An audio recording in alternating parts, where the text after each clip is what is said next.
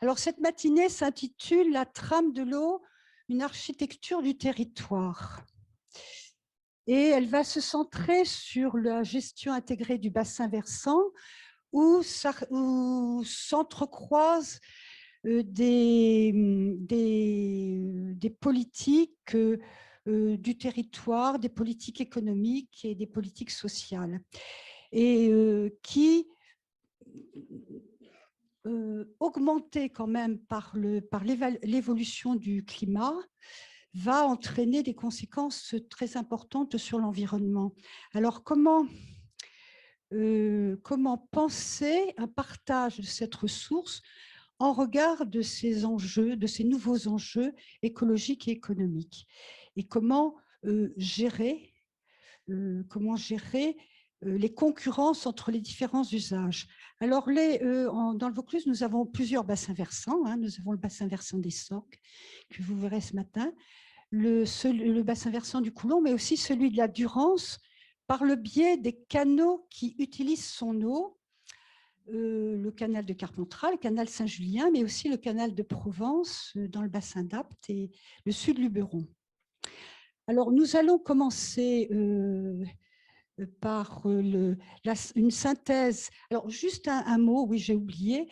On aurait beaucoup voulu pouvoir parler des continuités ou des discontinuités spatiales, culturelles et économiques entre le milieu rural, périurbain et urbain. Mais bon, on n'a pas le temps, donc ce sera un peu squeezé. Donc, en premier lieu, vous aurez la synthèse des entretiens citoyens de la plaine des Sorgues, qui est un lieu à enjeu important entre urbanisation, ressources naturelles et ressources agricoles. Et Denis Lacaille, vous êtes cytologue et vous avez organisé un travail à plusieurs voix sur une question, la plaine des Sorgues, un paysage en transition avec un grand point d'interrogation. Donc, je vous laisse la parole avec vos amis.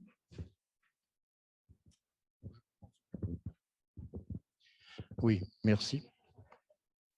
Ah oui, il faut le nettoyer. Oui, c'est important. Voilà, très bien, ça se lit en plus. On est un peu inquiet par rapport à la qualité d'image, mais je crois que ça sera peut-être pas trop mauvais. Ben voilà, de l'eau. On est dans le Plaine des Sorgues, c'est un paysage de l'eau. Voilà, c'est très simple. Et donc, effectivement, Volubilis travaille sur cet espace depuis 10 ans maintenant, par le biais de workshops avec des étudiants, des workshops transdisciplinaires, et de différentes manières, je ne vais pas m'attarder là-dessus. Et c'était donc plutôt des étudiants, et le pari, c'est de mettre des citoyens comme étudiants et produire quelque chose. Donc, depuis 2019, réunion sur réunion, etc. Et nous avons conclu, il n'y a pas très longtemps, il y a guère plus d'un mois de ça, par ce qu'on appelle les entretiens de Volubilis, qui toujours précèdent les rencontres de Volubilis. Et là, au cours d'une journée, avec mes amis qui sont là et qui seront à cette table, nous avons fait le point sur l'histoire. Vous verrez, à chaque fois le titre, on a toujours un titre qui va annoncer une intervention. Effectivement, c'est une transition agroécologique réussie avec un point d'interrogation parce que c'est un paysage à enjeu, c'est un territoire à enjeu, et nous espérons qu'il y a déjà des signes qui montrent que peut-être que ce paysage va peut-être pas trop mal évoluer parce qu'il a été quand même un petit peu martyrisé, effectivement. Mais Daniel l'a dit, il y a une concurrence assez forte entre la valeur agroécologique, entre la valeur agronomique depuis des siècles de ce paysage et malheureusement la concurrence de l'urbanisation et de ce qu'on appelle donc l'artificialisation des sols. Alors donc on va commencer. Alors voilà, donc image d'Emmanuel, je me tais.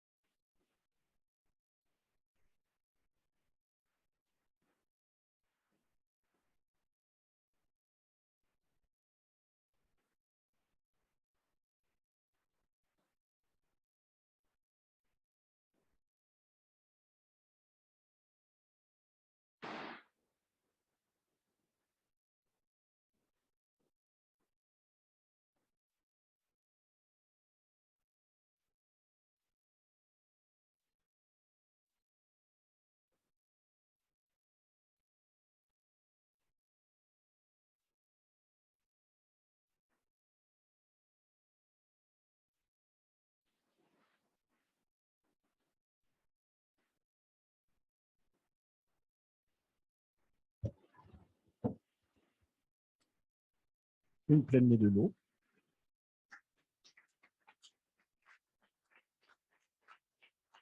Merci beaucoup à Emmanuel Caro, parce que nous aurons ce matin, dans cette première intervention, 2 photographes. Emmanuel, dont on vient de voir les images très sensibles, et puis après, vous l'aurez peut-être vu dans le cahier de participants, Cécile Mirambeau. Je la présente tout de suite parce que, non, je le redirai tout à l'heure. C'est pas toi. Merci. Je te présente quand même. Très content que Nicole soit là. Nicole est une habitante des Sorgues, de la plaine des Sorgues. Nicole habite à Altin-des-Palus. Nicole préside l'association des Sorgues vertes. Nicole est l'ancienne présidente de France Nature Environnement Vaucluse. Elle est totalement immergée dans ce monde-là. Elle va nous parler donc de ce qui est annoncé de l'histoire. Merci. Merci Denis, bonjour à tous. Alors, immergée, c'est le mot.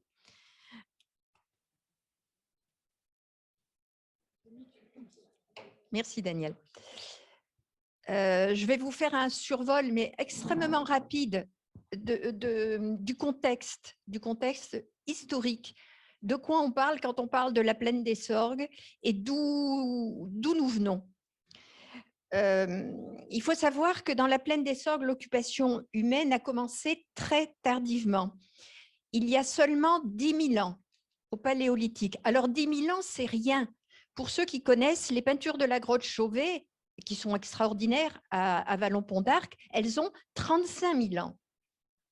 Donc, il y avait déjà des hommes cultivés, actifs, artistes, qui vivaient, qui chassaient, et que nous, on était sous l'eau. D'accord? Et on était sous l'eau dans une espèce de lac dans lequel, de façon indifférenciée, se perdaient toutes les rivières qui vont se différencier par la suite, dont la Durance. Il faut savoir que la Durance, elle traînait par là. Elle s'est échappée, elle a changé de cours à la fin il y a à peu près justement moins 10 000 ans. Ce qui fait que dans la plaine des Sorgues, il y a des tas d'endroits où nous avons des alluvions de la Durance et des galets de la Durance à Châteauneuf-du-Pape. Mais c'est un autre sujet. Quand l'eau recule, le lac devient marais, mais il est vraiment compliqué d'y circuler. Et nos ancêtres préfèrent les pentes boisées qui sont faciles d'accès et riches en gibier. Donc, ces pentes boisées, les premiers points d'habitat qu'on a bien repérés, vous voyez en bas Touzon, le Mour de Sèvres qui est entre Aigues et Sorgues, Talot, Bédouin, tout là-haut, Flassan, Mormoiron, Vénasque, et vous voyez que ça dessine une espèce de bassin de cuvette. Donc, c'est seulement au néolithique que la population augmente rapidement et qu'on ose se rapprocher du Rhône, le petit filet bleu que vous voyez. Sinon, l'habitat sédentaire reste accroché aux collines ou cantonné au point haut. Et effectivement, c'est dans les collines qu'on habite, qu'il y a les abris, qu'il y a les sépultures.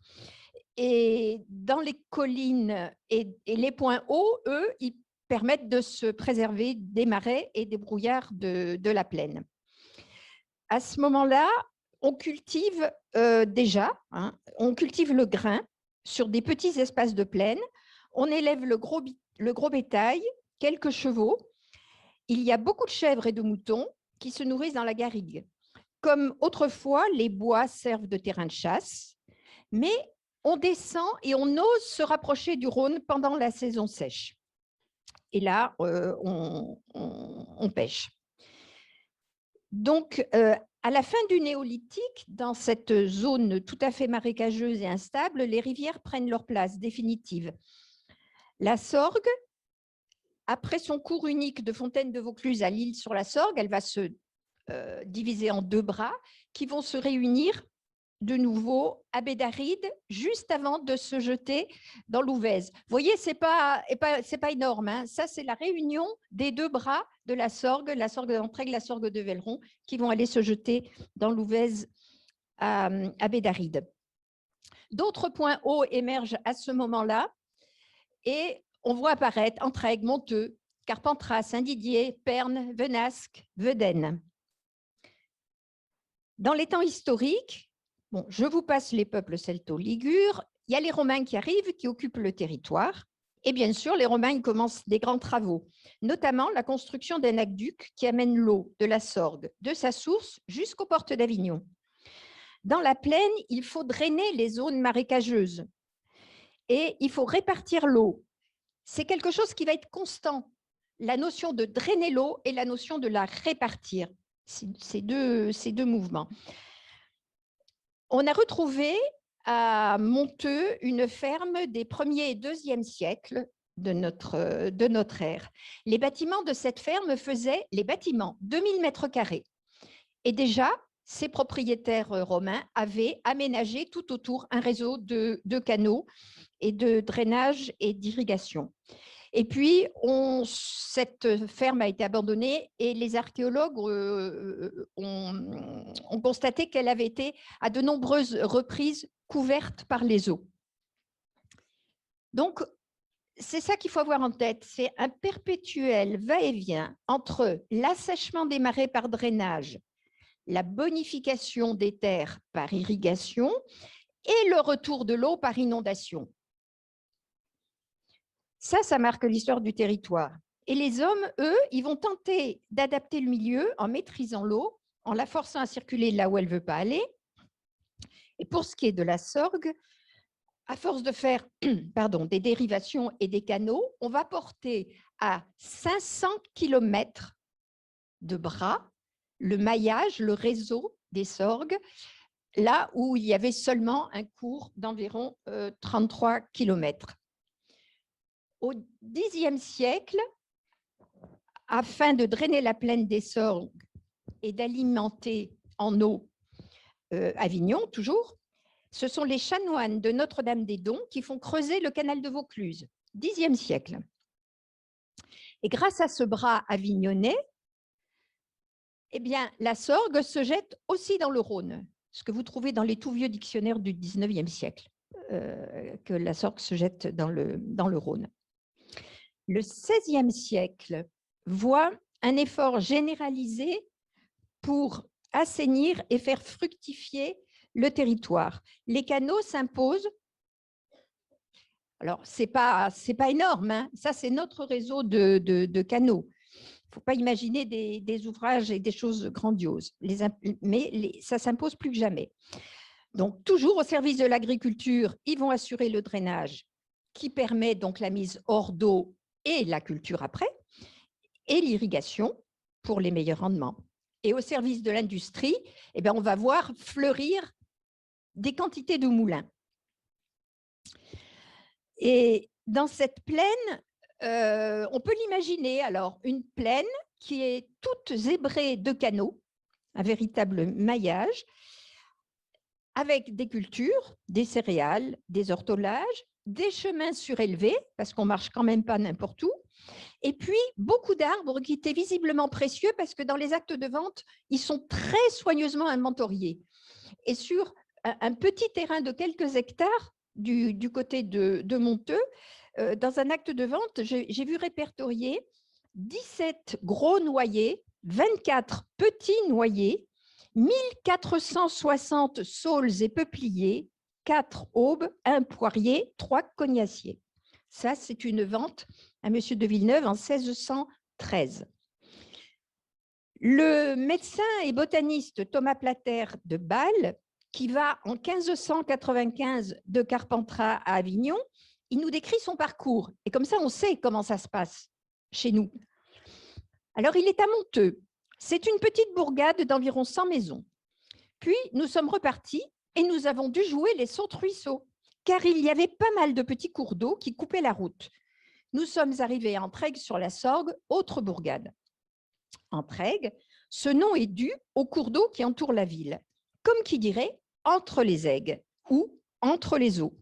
Et d'abord, un ruisseau traverse l'agglomération.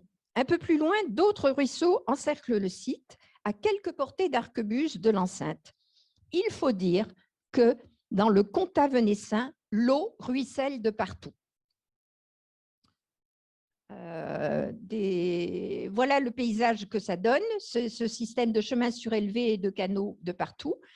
Désolé, hein, les photos sont d'aujourd'hui, mais donc là, tout le réseau des canaux, plus ou moins grand, tu peux continuer, voilà, partout.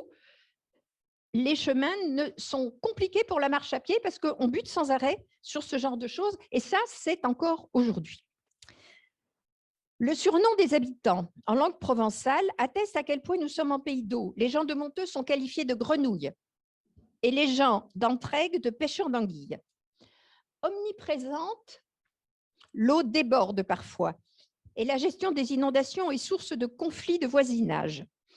Donc, on va faire régulièrement des appels, notamment, j'en avais trouvé un en 1600, au vice-légat d'Avignon, pour défendre aux habitants de Perne de jeter et de faire écouler l'eau de la Sorgue dans la palue de la commune de Monteux, afin d'éviter l'immersion des terres.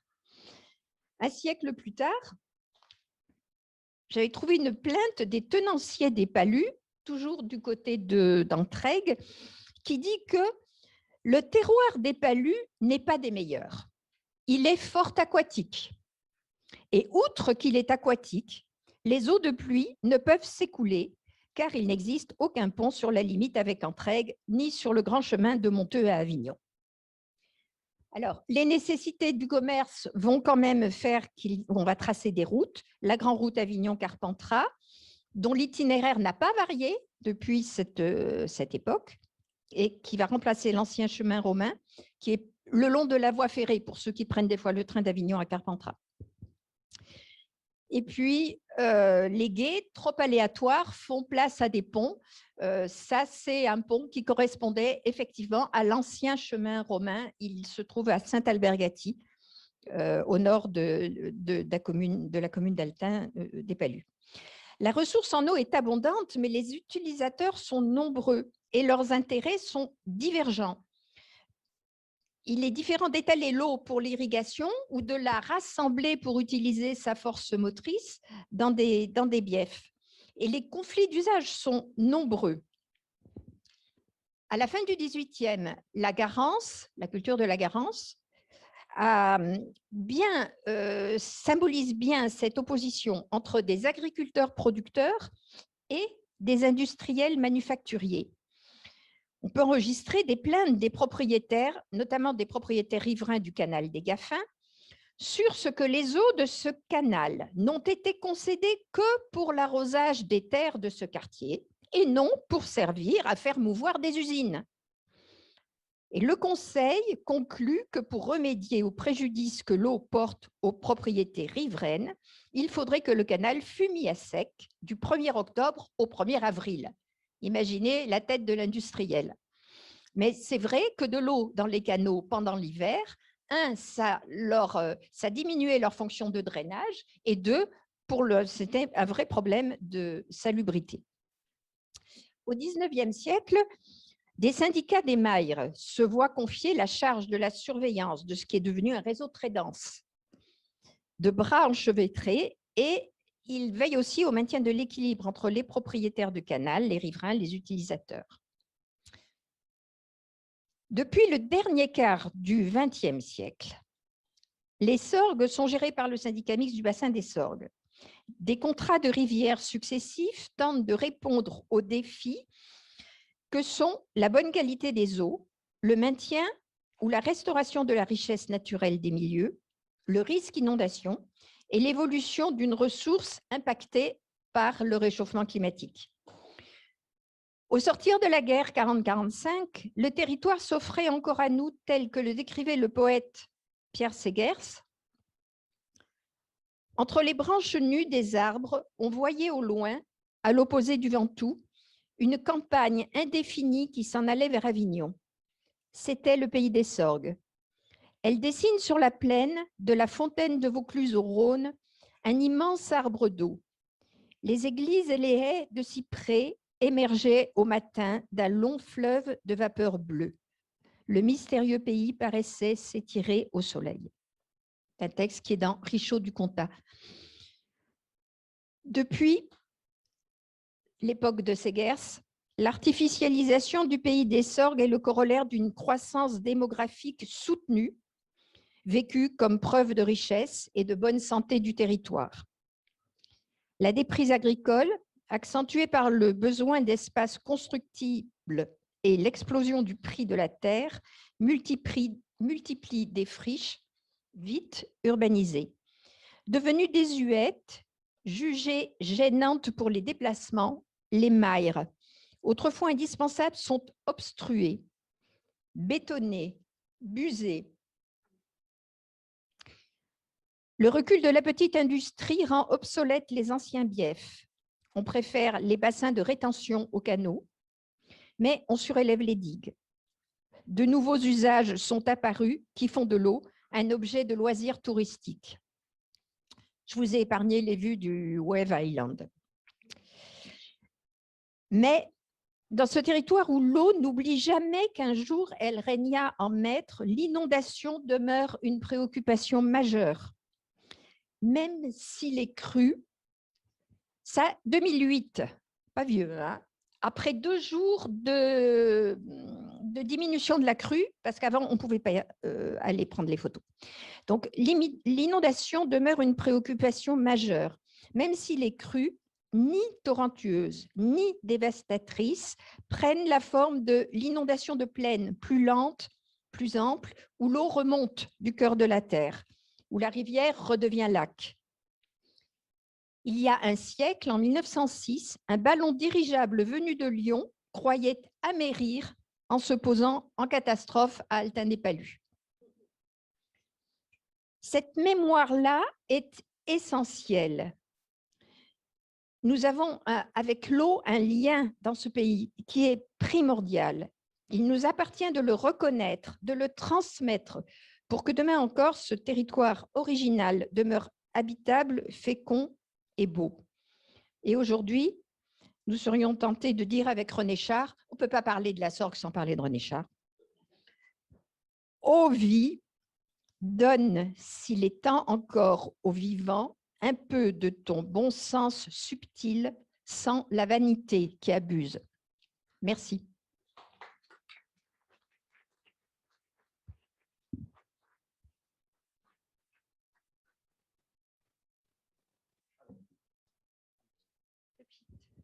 Là.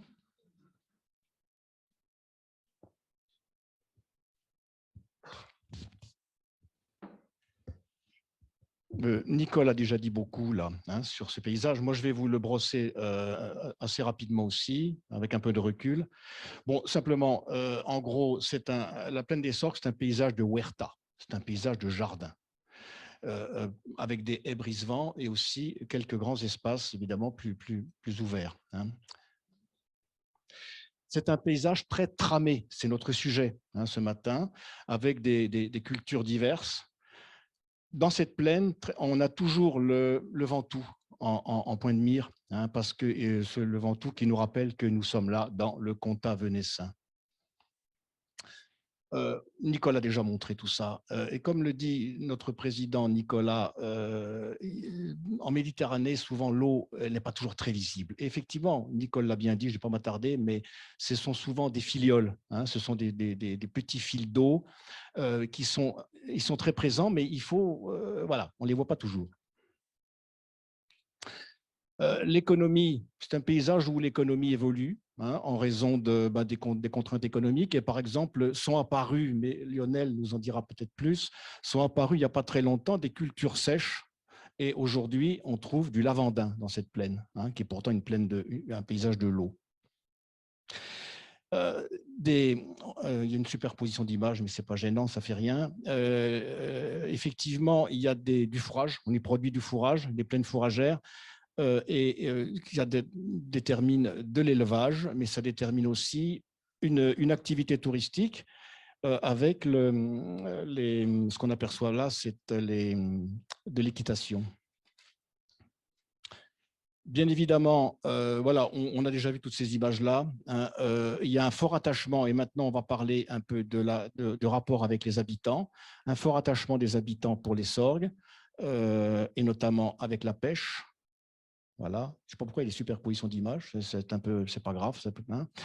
Et l'image du bas à droite, justement, elle est très intéressante parce que, outre la pêche, Dans les 18 communes de cette plaine, il y a une association qui s'appelle les Chevaliers de l'Onde, c'est assez beau comme terme, et qui, plusieurs fois par an, avec les habitants, des volontaires, vont nettoyer le bord des sorgues, parce qu'on y trouve malheureusement aussi, comme partout, des canettes ou du papier ou des cochonneries.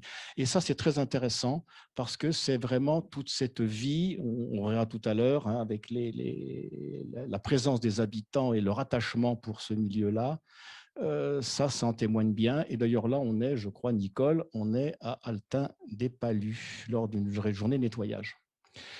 Alors, c'est toi, je vois que c'est toujours à moi, pardon.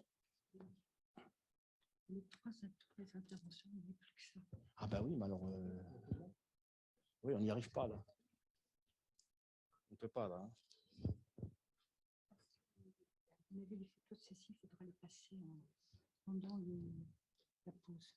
Ok, j'obéis. On a toujours des contraintes de temps. Et j'aime bien qu'on les respecte. Donc là, c'est intéressant.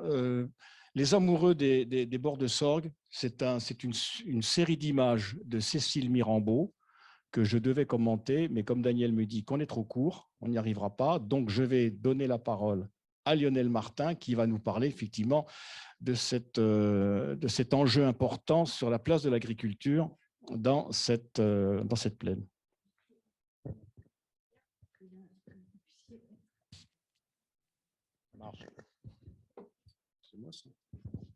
Oui, bonjour, donc Lionel Martin, donc responsable du bureau agriculture, aménagement de l'espace et hydraulique au conseil départemental de Vaucluse. Donc après cette entrée très culturelle, sensible, historique, là c'est l'approche techno, je suis désolé, et en plus j'ai trois jetons à faire pour vous expliquer ce que peuvent faire des élus, parce qu'on voit bien qu'il y a des gros enjeux sur cette plaine qui est particulière dans le Vaucluse, autour de l'eau. Il y en a eu beaucoup dans l'histoire.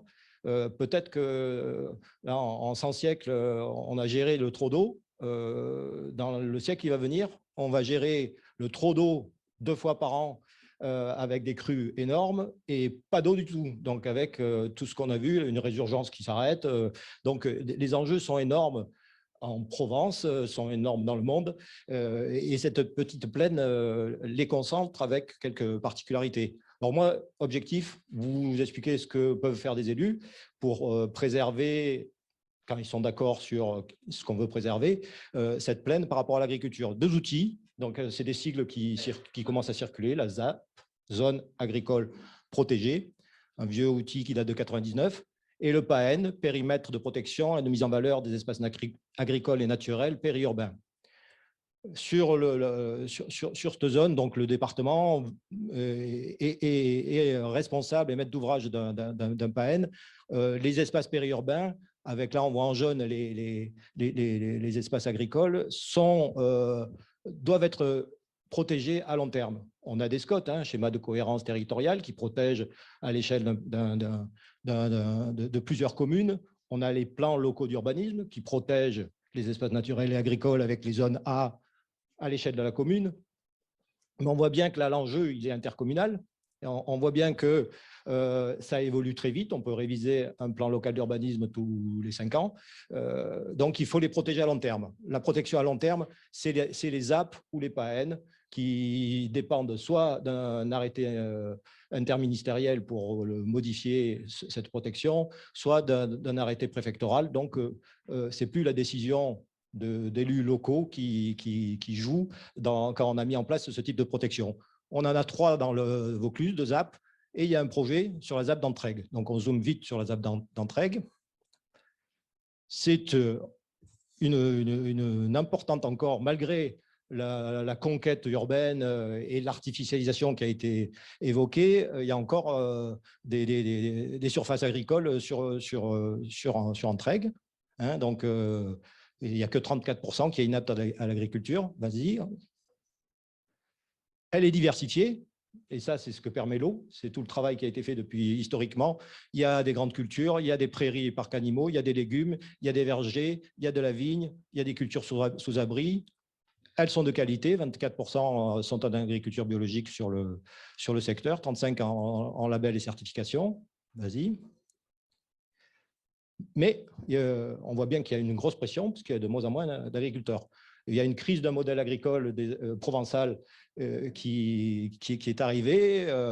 Le jardin de la Provence, qui est expédié à Paris, à Rungis, sans regarder les prix, a fait la fortune du Vaucluse. Maintenant, le Vaucluse, on n'a plus d'agriculteurs, donc ce modèle-là est cassé. Il faut trouver un nouveau modèle. On est à l'étiage, comme on dit dans l'eau, du nombre d'agriculteurs. On voit que l'asymptote arrive. J'espère qu'il y aura du projet agricole sur cette plaine-là. Donc, effondrement du nombre d'exploitations, agrandissement des exploitations et une grosse pression urbaine foncière. Alors, l'outil de la ZAP est bien, il préserve, il protège. L'intérêt, c'est d'avoir un plan d'action à côté. Donc, c'est pour ça qu'on passe d'une protection des terres à un programme d'action, d'animation territoriale. Qu'est-ce qu'on veut comme modèle agricole? Qu'est-ce qu'on veut comme modèle d'alimentation sur le territoire? Le Grand Avignon qui m'a autorisé à présenter donc, leur autre sigle, la ZAP, le PAN. Maintenant, c'est le PAT, le projet alimentaire territorial. Donc, qui est fait à l'échelle du Grand Avignon, hein, donc intercommunal, avec 5 enjeux thématiques. On va les décliner très rapidement. Voilà, la préservation des terres. Donc, voilà les zones qui ont été déterminées sur le Grand Avignon où il faudrait préserver les terres à long terme. L'accessibilité, et ça va faire un lien avec le projet alimentaire territorial du département. Donc, hein, comment augmenter l'accès et la disponibilité des produits pour les pauvres, on va dire ça très vite. Vas-y, passe. Donc, sur le département, on est un département qui a un projet alimentaire territorial aussi. Donc, département avec des productions de qualité, des labels, etc. Donc, on vend très bien des cerises de 28 mm à Rungis. Quand on a des cerises qui font 28 mm, ça veut dire toutes les autres, c'est du second choix, on ne sait pas quoi en faire. Donc, on s'est dit, puisqu'on a aussi un taux de pauvres assez important dans le Vaucluse, hein, 19,5% du taux de pauvreté, on est un des départements, le 7e département français le plus pauvre, qu'il fallait peut-être essayer de réfléchir à des filières sociales ou à des filières dons pour développer ce lien entre l'alimentation et la production. Donc, l'idée d'un PAT départemental qu'on articule avec le Grand Avignon. On continue, c'était juste une petite aparté pour faire la pub du département. Donc, ça, sur l'axe 2, donc on travaille avec le Grand Avignon. Axe 3, le Grand Avignon axe son PAT sur l'économie sociale et solidaire, hein, donc avec des financements et plein d'initiatives qui sont soutenues. Axe 4, la Restauco, la ville d'Avignon est exemplaire en termes de restauration collective et de lien avec les productions locales. Donc là, l'idée, c'est d'essaimer sur toutes les communes du Grand Avignon l'expertise et les actions qui sont conduites sur la commune d'Avignon. Et axe 5, donc c'est tout ce qui est circuit d'appro en direct, hein, les marchés de plein vent, même la GMS est abordée. Donc tout ça, c'est discuté autour d'une table, hein, puisque c'est un PAT, donc ça se passe autour d'une table. Et en fait, la difficulté qu'on rencontre dans toutes nos actions quand on est une institution, le département a ses compétences, l'interco a ses compétences, la commune a ses compétences. L'objectif d'un projet alimentaire territorial, c'est de faire travailler tout ce monde autour d'une table et de définir ce plan d'action. Parce qu'une préservation stricte et unique des terres agricoles n'aura de sens que si derrière, avec les chambres d'agriculture, avec les élus, avec les entreprises qui travaillent sur la filière, avec les citoyens, avec la MSA, avec l'ensemble des acteurs, se dit, voilà le plan d'action qu'on veut mettre pour développer l'alimentation locale et peut-être que ça permettra de faire évoluer la pérennité et qu'on repartira vers une courbe avec plus d'agriculteurs et un maintien de l'agriculture sur le territoire des Sorgues, en espérant qu'ils aient encore de l'eau et dans les années qui viennent. Voilà, j'ai couru un peu, je suis désolé, mais bon, j'ai essayé de rattraper un peu le temps. Merci.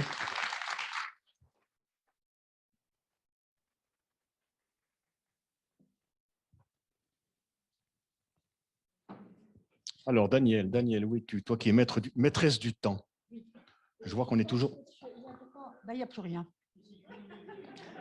Ah oui, c'est-à-dire qu'en principe, maintenant, nous ouvrons les échanges. Alors, pour ouvrir les échanges… Les échanges, des questions très précises et courtes. Et des réponses courtes. Alors, ça, effectivement, c'est un déroulé d'images qui est censé, comme ça, nous occuper l'œil pendant que nous pensons aux questions et que nous allons tenter des réponses. Alors, on pourrait aussi peut-être, Claire, s'il te plaît, ça, toutes sortes d'images, c'est très intéressant, bien sûr. On a un chapitre de cartes, on a 2 ou 3 cartes qui peut-être pourraient introduire du débat, s'il te plaît. Voilà, bon, ça, c'est la carte, effectivement, que vous avez dans le livret du participant. Je me suis amusé, si on peut dire, à dessiner ça. C'est un grand schéma qui situe la problématique entre les zones de… Oui. Et justement, comme j'ai l'intention de poser une question à quelqu'un, on va lancer le débat comme ça. C'est un peu compliqué, mais c'est comme ça. Bon, on va essayer d'assurer. Image suivante.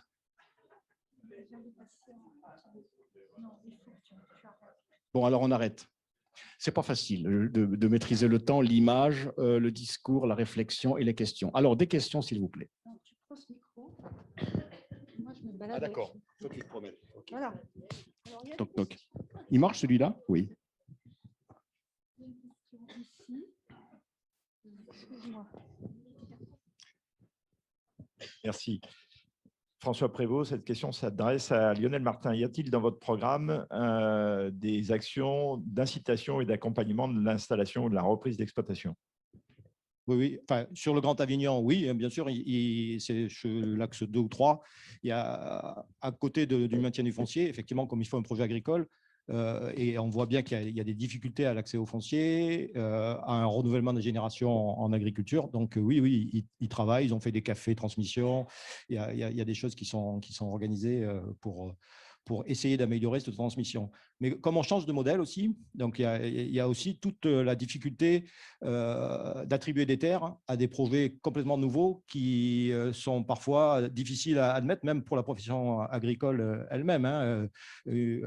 La SCOP des pieds et des mains qui viennent de récupérer grâce à Terre de Liens une ferme avec 2 hectares à côté, ça fait l'objet de débats dans la profession agricole très importants. L'action de Terre de Liens fait des débats, il y a des débats très, très importants avec la profession, parce que c'est une installation agricole nécessite des moyens, etc. Donc, la transmission cadre familial devient compliqué aussi. Il y a de moins en moins, je crois qu'il y a des lycéens de la Ricarde qui sont là, qui j'espère, seront les futurs agriculteurs de demain.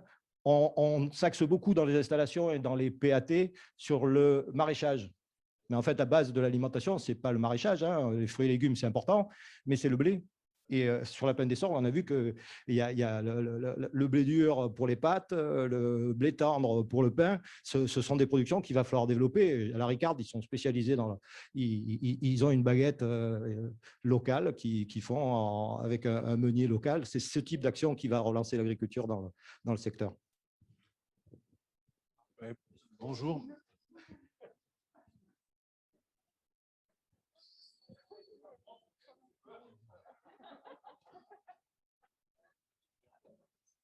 Bonjour, ma question, je ne sais pas à qui elle s'adresse, mais en tout cas, elle fait le pont avec le propos d'hier. Sachant que la sorgue est le fruit d'une exurgence dans le bassin versant, en tout cas le bassin de captage est relativement énorme, et que c'est une singularité, je voulais savoir dans quelle mesure, et comme le sujet d'hier, c'était un peu la transversalité, mais surtout la manière dont la question de l'eau devait être partagée entre différents territoires, dans quelle mesure est-ce que vous ne pourriez pas être, en pays de Sorgue et de Plaine, les porte-parole ou les faire-valoir d'une eau d'un territoire beaucoup plus grand que le vôtre? Ce que je veux dire, c'est que vous êtes un mouchoir de poche avec une qualité de terre et une qualité de distribution de l'eau qui est remarquable, et que du fait que vous êtes détenteur des eaux de la Sorgue, dont le bassin de captage est énorme et c'est un territoire voisin, vous pourriez être ou faire valoir quelque chose qui, dans le discours de M. Petrella, serait de l'ordre… Comment? Une exemplarité, et puis oui, voilà, c'est ça. Quelque chose qui, dans le discours de M. Petrella, aurait du sens. Vous voyez ce que je veux dire? C'est une sorte de résonance des territoires, voilà. Oui, c'est évidemment quelque chose qui commence à être pris en compte. C'est très, très compliqué à mettre en place. Le syndicat mixte du bassin des Sorgues, qui a beaucoup, beaucoup travaillé pour qu'il n'y ait pas d'un côté la Sorgue aval, la Sorgue amont, qu'on prenne conscience que ce qui se passait en amont, ça allait en aval. Bon, donc ça a été l'œuvre de 40 ans de boulot, 30-40 ans de boulot. Et maintenant, il s'attaque, le mot n'est pas très juste, à tout ce qui est l'impluvium. Donc, avec alors, dans un premier temps, une compréhension scientifique, géographique, hydrologique, enfin tout ce qui est nécessaire, qu'on essaye de parfaire, mais aussi de comprendre les fonctionnements et toutes les conséquences que ça a, tout ce qui se passe là-haut et qui atterrit forcément chez nous. Donc, petit à petit, c'est quelque chose qui s'étend. C'est aussi quelque chose dont on a conscience dans les commissions, par exemple la commission sécheresse, qui est une commission départementale, qui est toujours animée par le préfet, qui souvent vient en personne, et où on gère les problèmes de sécheresse du département et d'assec de nos rivières, sans tenir compte des départements voisins, ce qui est d'une grande stupidité. Donc souvent, on est en alerte sécheresse en Vaucluse, on n'est pas encore en alerte sécheresse en Vaucluse, alors que la Drôme, juste au-dessus, pour la même rivière, l'est déjà. Donc là aussi, on essaye de travailler pour que les préfectures et les DDT travaillent ensemble et considèrent qu'une rivière n'appartient pas à un département ou à l'autre. Et je sais que sur la Durance, il se fait des choses aussi. Oui, juste là, il y a un truc magique, c'est la résurgence. Sur ce territoire, ça arrive comme si ça arrivait naturellement, mais enfin, c'est le château d'eau des Alpes qui alimente à la fois le bassin des Sorgues et qui alimente aussi, et c'est beaucoup plus visible sur les canaux de la Durance, tout le Vaucluse. Hein. Donc, le Vaucluse est dépendant de ce qui va tomber dans les Alpes, ce qui est retenu dans le bassin, dans les grands barrages, parfois décriés sur la Durance, hein, Serponçon, hein, on a cité le canal de Carpentras, qui amène de l'eau dans tout le territoire. Donc, ce lien-là, donc, il y a une commission exécutive Durance qui existe. C'est vrai que cette approche-là, un peu du grand cycle de l'eau, elle est primordiale, parce que les enjeux, ils sont là. Hein. Est-ce qu'on va privilégier le maintien de l'eau dans le barrage à Serponçon pour que le tourisme continue dans les Alpes? Ça va jouer sur les cultures qui vont être déployées sur la plaine de la Durance et sur la plaine de l'Is-sur-Sorgue, hein, parce que le canal de Carpentras enserre, traverse, coupe le bassin des Sorgues, qui marche à l'envers. Sur le bassin des Sorgues, il n'y a pas d'ASA, hein, ça a été dit, c'est un syndicat mixte qui gère. Les ASA, associations syndicales d'arrosants, en fait, c'est une gestion collective de l'eau. Hein. Dans le Vaucluse, on a cette gestion collective avec 44 associations syndicales, et on a une gestion avec une société d'aménagement qui s'appelle la SCP, 13 000 hectares, 35 000 hectares gérés par ces 44 associations syndicales. Sur le bassin des Sorgues, c'est un syndicat mixte qui a pris la place des associations syndicales des Maires, qu'a évoqué Nicole. Et en fait, eux, ce n'est pas l'accro. Hein. On n'arrose pas par aspersion, par immersion les prairies. Ils gèrent le niveau de nappe. Ils font que ça. Tout ce maillage-là permet de maintenir, c'est le rôle du syndicat, et un niveau de nappe pour que les cultures aillent chercher toutes seules l'eau. Et donc, c'est une richesse incroyable. Hein. Il n'y a pas besoin de pompe. Il y a des gens qui pompent pour mettre du goutte à goutte ou de l'aspersion suivant les cultures. Mais c'est l'inverse des autres zones d'ASA, où c'est géré, il faut apporter le canal amène de l'eau, et après on met de l'eau par-dessus pour que les plantes puissent s'en servir. Ouais, c'est vraiment un truc particulier que j'ai découvert, et c'est une zone sur le Vaucluse qu'il faut traiter différemment que les autres zones pour nos aides, par exemple, à l'irrigation qu'on fait au niveau du département.